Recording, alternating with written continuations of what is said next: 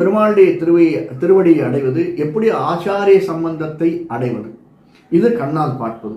அந்த ஆச்சாரியம் சொல்வதை கேட்பது. எதற்காக கேட்பது? அகைன் அவனுடைய சம்பந்தத்தை அடைவதற்காக. இது கெட்டதை வெளியேற்றுவதற்காகவும் மற்ற வாயில்கள். இப்படியாக உடம்பு பூராமே வாயில்கள் தான் நமக்கு. ஏன்னா வேர்வை வரது இல்லையா, அத்தனையும் வாயில்கள் தானே.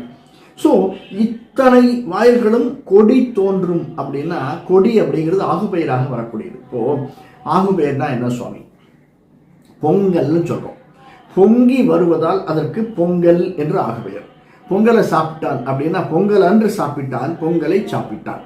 என்னது? பொங்கல் பொங்கக்கூடிய அந்த தை மாத முதல் நாள் அன்று, அது அதற்கு ஆகுபெயர்.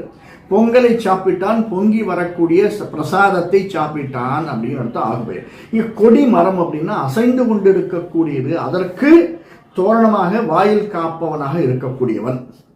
இந்த கொடிமரம் ஆடிக்கொண்டிருக்கக்கூடியது, இங்க என்ன ஆடிக்கொண்டிருக்கும்? நமக்கு ஒரு உடம்புகளை ஆடிக்கொண்டிருக்கக்கூடியது, எல்லாமே ஆடிக்கொண்டிருக்கக்கூடியது. மூச்சு ஆடக்கூடியது, நாக்கு ஆடக்கூடியது, கைகள் ஆடக்கூடியது. அப்படின்னா முக்கியமாக இவைகளை எல்லாவற்றையும் ஆட்டுவிப்பார் யாரொருவன் மனசு ஆடின்னு இருக்குமா.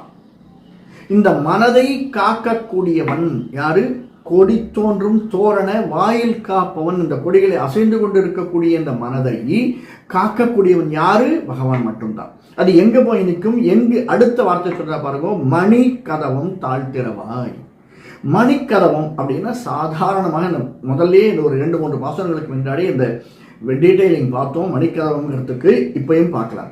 மணி அப்படின்னா மணிகள் ஒலிக்கக்கூடிய கதவு. ஏன்னா எப்பயுமே சப்திக்கக்கூடியது. இந்த உடம்பு இருக்கிறது இல்லையா, இந்த உடம்பு எப்பயுமே சப்திக்கக்கூடிய ஏதோ ஒரு ஒலியை